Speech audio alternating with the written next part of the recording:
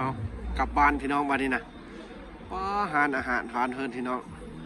เงินไม่เก่าๆเนี่ยคักวัฒนธรรมได้เรื่องพี่น้องเลยพอดีออกมากันจนค่ำพี่น้องบ้านนี่สิได้กลับบ้านละลองเมืองอาจารย์สิพาไปใส่เพื่อนกันยังล้มกันอยู่ปรึกษากันอยู่ให้คันนักเรียนยักไปกันสิได้ไปเอาเลยนี่กับบ้านเพื่อนตอนค่ำพี่น้องเลยอยู่กับพอดีเลิกนี่อันนี้ก็เป็นพวกเขาคือว่าอยู่ห้านบ้านเพื่อนนี่บุมีดอกพี่น้องเสียงเพลงตึมกินเหล้ากินเบียร์แบบเฮฮาปาร์ตี้คือบ้านเขาพี่น้องเลยมีแต่ห้านอาหารแบบธรรมดาเพลงเบาๆนั่งซิวๆพี่น้องเลยเอาบัดนี้กสิกลับพี่น้องเลยย่างไปนี่แหละอาจารย์สิพาไปใส่กสิไปพี่น้องเลยเขาก็มีแต่ไปอย่างเดียวนี่กับพวกเขานี่แหละพี่น้องเนี่ย10 ปลายคนมี5, 6, 7ประเทศพี่น้องที่มาศึกษาทำเฮียนน้ำกันอยู่นี่สำหรับปีที่เขาเฮียนได้พี่น้องเลยถือว่าปีสุดท้ายแล้วพี่น้องเลยอาจารย์ก็ได้พามาเที่ยวมาลิ้นอยู่รัสเซียพี่น้องเลยก็เป็นบรรยากาศที่แบบเป็นอันนึงที่ได้จดจำอยู่ในรัสเซียนี่พี่น้องเลยโอ้น่าจะได้เมือพี่น้องกอดกันละลากันแล้วก็ไปเจอกันยุงเฮียนอีกมืออื่นพี่น้องเลยว่าสิเป็นยังไงเข้าไปเฮียนน้ำกันคือเก้าอะไรพี่น้องแต่มื้อนี้ก็สิได้เมือเฮือนไผ่เฮือนมันหอพักไผ่หอพักมันไปได้เช่นดาวมุ่ยเด้อโดมาเด้อ Я домой поеду сейчас на такси, да? Я не в вашу сторону, я совсем в другую сторону еду. Да. Ну все, давайте, пока-пока. Да, пока. О, до свидания. До завтра. До завтра. ไปแยกย้ายกันไปพี่น้องไงกูได้ты куда Куда сейчас? Я не в казарме. я тоже не знаю ไปจะไหนสร้างไอซีเหรอเอาพิมพ์งานเท่าเด็ดท่านไปกันย่างไปน้ำกันก่อนย่างก่อนเลยนะฟาร์มไปอย่างอากาศกับบนได้หนาวปานใดเบิ่งวิวบ้านเฮิร์ดพี่น้องเลยดินี่ก็เลิกออกจากฮานพี่น้องอาจารย์ก็ยักพาไปแต่บางคนก็ยังบ่ทันยักไปเดี๋ยวสิพาย่างบอนที่เพิ่นใต้ไฟพี่น้องเป็นถนนก็สำหรับคนที่ย่างพี่น้องมีผู้สาวรัสเซียหลายเดี๋ยวสิพาเบิ่งถ่ายยาวไปสิแหละบ่มีตัดมีต่อพี่น้องเบิ่งวิวสดๆเลยอยู่รัสเซียใช้ชีวิตแบบบ้านนอกในเมืองกรุงพี่น้องเลยนี่จังสิแหละนี่บ้านเพิ่นก็จังสิแหละพี่น้องแบบเมืองหนาวเนาะพี่น้องเอ้ยมันก็เป็นจังสิมื้อหน้ามาไหมอาจารย์ว่านะว่าปีใหม่มาฮะแต่อาจารย์ก็ว่าแบบแพงได้ละว่าเนาะเพิ่นก็ว่าแบบมันแพงโดราก้ามีอย่างนะคันเฮาไปบนอื่นก็สิแต่ก็ธรรมดาเนาะทานอาหารคันแม่นเฮานี่คันแม่นอยู่ลาวเฮานี่คันแม่นได้งัวเป็นตู่ละมานํกันเป็น10 คนน่ะ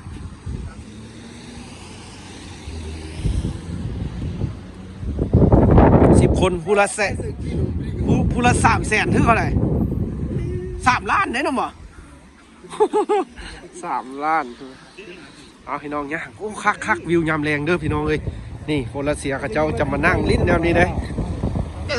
เจ้าจะมานั่งลิ้นรถรางยามแรงก็หลายได้พี่น้องเลยขับรถเป็นตะยานพี่น้องอยู่รัสเซียนะเพราะว่ามีตำรวจมีอย่างรักษาความปลอดภัยตลอดทางจะมีทุกบ่อนพี่น้องเลยสบายดีเดี๋ยวไว้อันดาลาเยดาลือบาดเด้อจีบโอ้ชินกุศนะเดี๋ยวไว้วิกกี้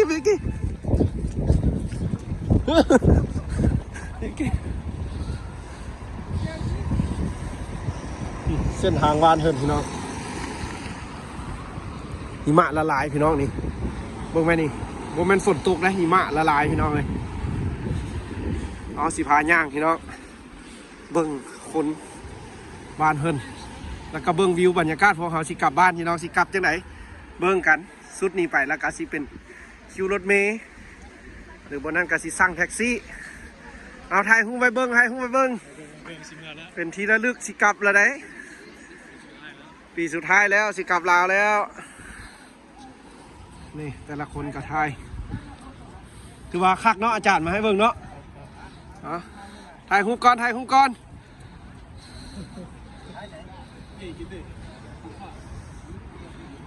Foto.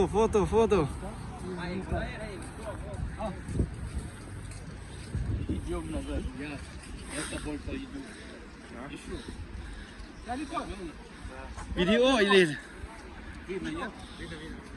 Oh, kasasik. Kita Masanbik dah. Masanbik. Все, да?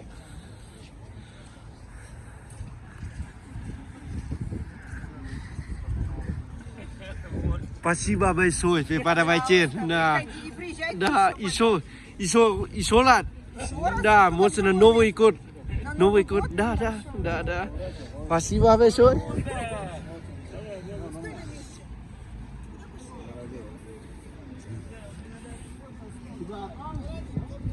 พี่น้องเลยย่างไทยนี่วิวงามๆเลยพี่น้องคนบ้านเพิ่นนี่ไอ้คนน้อยก็มาบ่หนาวนะพ่อแม่อุ้มเก่งเลยพี่น้องเด็กน้อยรัสเซียน้อยสินะบ่มีหนาวอุ้มแม่ไปเบิ่งหน้าจนแดงเลยเด็กน้อยนะนั่นนะ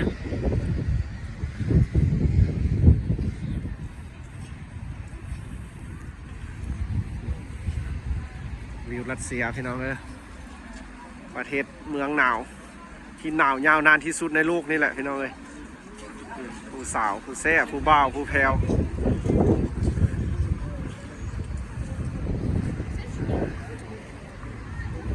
สาวงามพี่น้องเลยอยากใดเด้สาวรัสเซียพี่น้องเลยแต่คนบ้านนอกเพิ่นทับบัวมากเพิ่นมากแต่คนในเมืองคนบ้านนอกนี่เมืองเด็กน้อยนะหน้าจนแดงขนาดนั้นทนเก่งขนาดความหนาว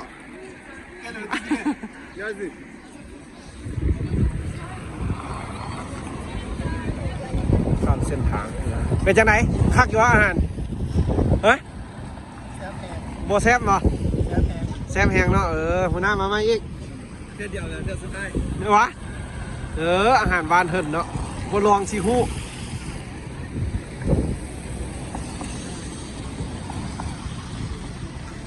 ถ้าข้ามทางพี่น้องไปแดงถือว่าบ่อนนี้ก็ถือว่าเป็นคนที่โฮมพี่น้องเลยอีกบรรยากาศหนึ่งอยู่รัสเซียเที่ยวละคนบ้านเฮิรนกันสิไปจังสินะทีบแด่ย่างแด่ตัวเพิ่นเน้นย่างพี่น้องอยู่รัสเซียนะคนพาย่างเขาก็ย่างคนบ้านเพิ่นโอ้ให้เกียรติคนที่ย่างขนาดพี่น้องเลยขี่รถขี่หลางพาหนะใส่เส้นทางเลยก็เป็นบรรยากาศบ้านเพิ่นพี่น้อง8 โมงแรงพี่น้องเลยคนที่เลิกเวียกเลิกงานผู้ที่เมื่อยงานกับเจมานี่พี่น้องเลยถ่ายเบิ่งเด้อพี่น้องที่ติดตามอยู่ทางเมืองไทยวิถีชีวิตอยู่พี่น้องเลยนี่มีการห้องเพลงสดอีกขี่รถทีบมาห้องเพลงนะพี่น้องนี่มาถึงใช้ชีวิตแบบซิวๆไป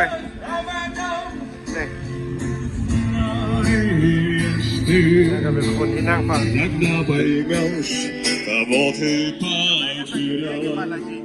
давай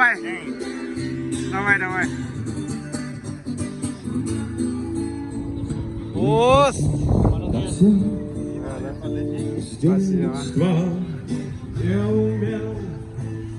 คักมาก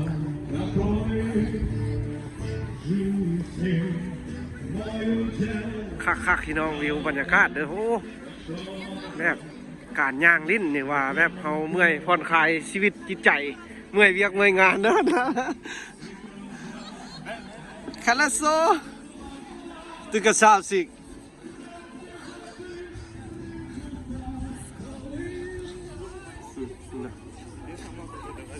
มุมพี่น้องเลยมุมบรรยากาศวิววานเทินแบบย่างแบบปั่นตลาดสดเลยนะพี่น้องแบบกระคักอีกมุมนึงได้วิถีชีวิตอยู่พี่กระไดพี่น้องกระคักได้แบบเบิ้งแนวนึงกระคักพี่น้อง แต่ถ้าเป็นยามปีใหม่นี่โอ้บ่มีได้พี่น้องคนอยู่นี่นะยามปีใหม่หรือว่ามีอย่างแล้วเขาเจ้าจะบ่มาลิ้นบ่มาเต้าโหมได้พี่น้องเขาเจ้าจะให้คนหันห่างแยกย้ายกันบ่ให้เต้าโหมกันยามบุญปีใหม่กับบ่ฮู้ว่าเป็นย้อนหยังพี่น้องเอ้ยน่าจะเป็นแต่วันปกตินะเบิ่งเด็กน้อยคัก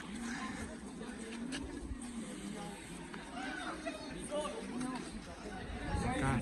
ตัวสาว Hi, hello. เฮลโล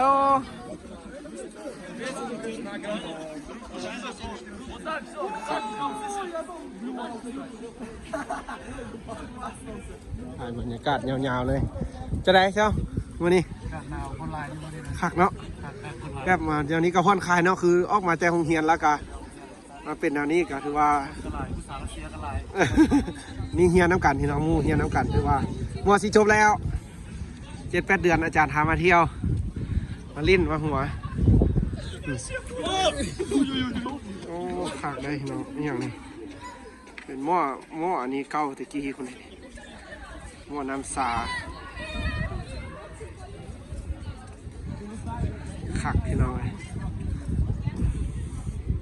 เบิ่งสิผาย่างส้นนี่สาแบบเบิ่งเหือนเก่าเลยเบิ่งอีกมุมนี่เบิ่งจะสีกางาม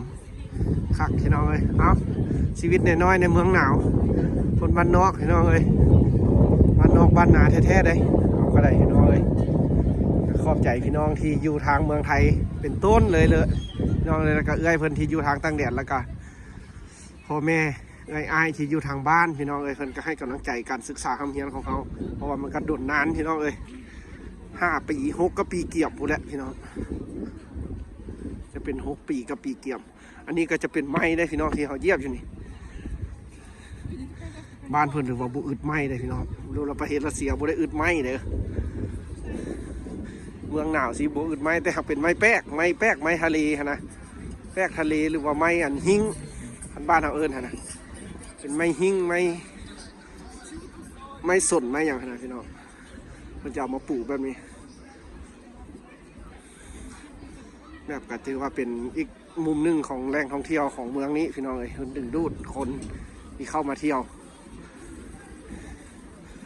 นี่ก็เข้าห้านวะนี่ยังบ่พอเข้าห้านอีก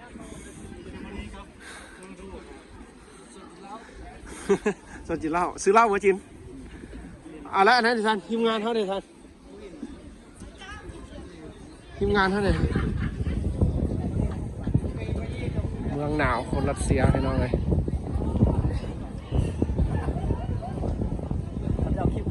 เมืองที่เต็มไปด้วยแต่ความเย็นหนาวหิมะทางประเทศทุกๆเลยพี่น้องได้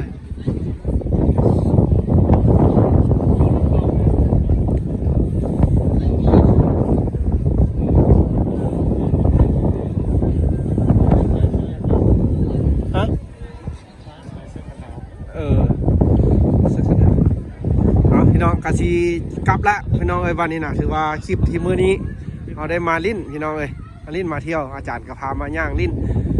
ว่าเพิ่นว่าสิพาไปเบิ่งหนังเบิ่งหยังกันเบิ่งดูสิเป็นจังไดพี่น้องเพิ่นสิพาไปรวมเป็นจังไดก็ถ้าเบิ่งเราคงไปลิ้นก่อนก็ลมหนาวพี่น้องเอ้ยเย็นมันเย็นมือเย็นพี่น้องเขาไปหาอาหารกระโดดโพดพี่น้องเอ้ยแม่ว่าซั่วสิได้อาหารเพราะว่าแขกก็เต็มห้านเลยเห็นใจเพิ่นอยู่พนักงานทำมี3 คนนะเอาขอบใจหลายๆเด้อพี่น้องที่ติดตามให้กำลังใจซ่องบ้านนาใช้ชีวิตในเมืองหนาวประเทศรัสเซียเมืองจูเมนพี่น้องเลยอาศัยอยู่เมืองจูเมนเด้อประเทศรัสเซียเมืองนี้คันเป็นเว้าเรื่องห่างไกลกะจากเมืองหลวงมอสโกกะถ้าขี่เครื่องกะสินั่งเครื่องบินนะก็3 ชั่วโมงพี่น้อง3 ชั่วโมงเต็มเลยแต่ถ้าเขาขี่รถไฟกะโอ้ไก่เติบพี่น้องเอ้ย38-39 ชั่วโมงแล้วก็ไปฮอดเมืองหลวงอันนี้ก็เป็นบรรยากาศยามแรงของบ้านเพื่อนพี่น้องเลยเราเป็นตัวเมืองแล้วที่เขามานี่ใจกลางเมืองละวันที่ผู้คนเต้าโฮมพี่น้องเลยบ้านรถอันนี้นะคักขนาดพี่น้องเลยเอาท่ามู่ก่อนพี่น้องไว้เจอกันใหม่เด้อคลิปหน้าหรือว่า ถ้ามีแผนการไปต่อเขาก็สิถ่ายให้เบิ่งอีกบ้านหนึ่งพี่น้องว่าสิไปใส่ถ้าอาจารย์เบิ่งก่อนนี่เอาบ๊ายบาย